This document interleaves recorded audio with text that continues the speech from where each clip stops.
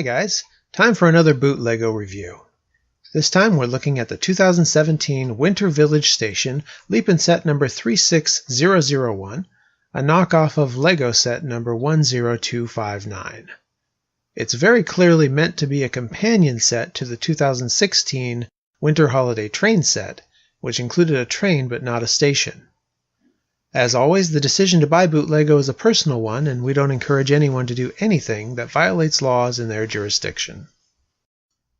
The Lepin set is listed as having 1,010 pieces, compared to 902 pieces for the LEGO set.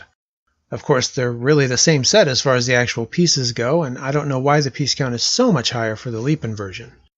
The LEGO version sells for $80, and I got this Lepin version from an AliExpress seller for just over $47. That's actually less of a discount than you normally see on Lepin sets, but I bought this right when it came out, and the fact that it was a holiday set might have had something to do with the relatively higher price. Here are all the parts. You get 4 pieces of straight train track in this set, and that's it. No curved or flexible pieces. The bags are clearly numbered for easy sorting, a development that I'm a huge fan of. As usual, the minifigures tend to be in more pieces than their LEGO equivalents, but even this can't account for the big difference in piece count between the two. Here are the extra pieces left over after the set was built, most of which were still in their own sealed bag. And yes, that is indeed a samurai sword. How on earth did a samurai sword end up in this set? Only Lepin knows. I did have one missing piece in this set, which I'll point out a little later. Here's the manual. After the previous year's holiday set had Builders spelled correctly on the cover, here we are back to the misspelled Billards. As usual, the instructions are just a copy of the LEGO instructions. As I mentioned before, the bags in the set are numbered for easy sorting, which is great. But for this set, there are actually only 2 numbers, and most of the pieces are in the number 2 bags for the station. So as much as I appreciate it, the numbering system here is not all that helpful. Whenever there are stickers in a Lepin set, you can usually find them taped to one of the first pages in the manual, as you see here. Here's a closer look at those stickers. I'm an avowed sticker hater, and it's disheartening to see so many important decorative elements that have been relegated to stickers for this set. On the typo front, the stickers look great until you get to the menu sign for the coffee shop. Instead of Santa's eggnog and sugar cookies, we get San Fuzz eggnog and sugar cookie. Let's take a look at the assembled set, starting with the bus. Why exactly is there a bus included in a set for a train station? I have no idea. Actually, I have a guess, but we'll get to that in a minute. As far as build and style, this is a bus. Pretty unremarkable. I do like the radiator grille on the front. Aside from the wreaths on either side, it does not match the holiday coloring found on the train. It does have a payload of Christmas gifts in the roof rack, and those look quite nice. And they're not just placed loose in the rack, they actually attach to jumpers so they won't bounce out. The roof is attached by 6 studs, and if you look inside, you find a whopping 4 seats, including the driver's seat. However, fitting 4 figures into the bus can be challenging, and it looks pretty cramped once you do. As far as why a bus is included in this set, I suspect it's to give purpose to this railroad crossing. It's nicely done, with ramp pieces on either side and gate arms that swivel up and down. Although the set comes with 4 track pieces, note that one of those pieces is incorporated into this crossing. There are also 2 different sized trees that come with the set, presumably to be placed as scenery along the path of the track. On to the main attraction, the train station. From the front it looks quite nice, and the snow details on the platform are especially neat. Starting on the left, there's a ramp leading up to the station, and the stanchion poles with chain along the edge of the ramp are a great touch. The poles actually swivel so you can get the correct angle. At the top of the ramp, you have the ticket booth sign that swivels, a street lamp that matches the street lamp found in the holiday train set, and below that a mailbox, complete with a printed letterpiece to go inside. I should mention that just above the bottom stanchion, I'm missing a white quarter-round tile piece. I'm almost totally certain it was there when I finished the set, but while moving things around, I think it must have gotten knocked loose. Past the ramp, you have the ticket window. This looks great, and there's even a slot to pass through money and ticket pieces. Next to that is the station entrance, which has a lovely checkerboard tile pattern and pillars on either side of the doorway. And of course the door does open and close. Above the door you'll find the clock tower. The tower has printed clock face pieces on all 3 outward-facing sides, and they look great. Design-wise, this clock tower is probably the most interesting and attractive part of the set. On to the exterior platform. Here you'll find another street lamp just like the one in the Holiday Train set, as well as a bench that also basically matches the one from the Holiday Train set. The roof pieces swivel up, but not for any functional reasons, since the entire inside of the building is accessible from the back. The gray panel on the roof is where the sticker with the name of the station goes if you're not a sticker hater. The window that looks into the cafe area swivels up to open. 3 more things I want to mention here. The gaps in the bricks that you can see here, particularly just to the right of the newspapers, are not an indication of ill-fitting bricks. I was adjusting some elements and failed to notice that in the process I loosened these pieces, so don't blame Lepin for that. It's entirely my fault.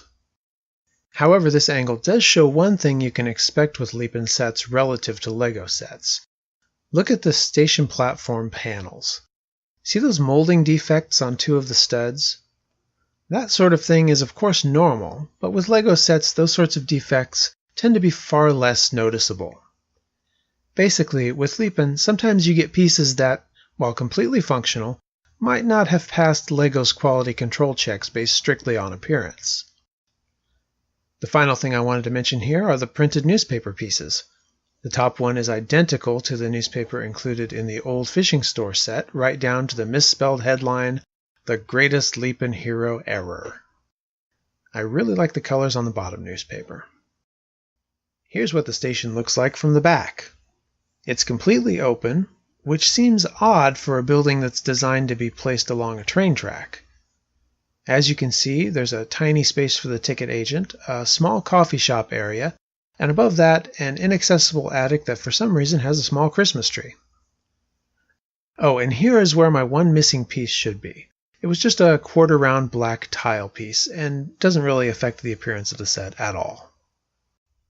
Here's a closer look at the coffee shop area. The black tile on the wall is where the menu sign sticker would go.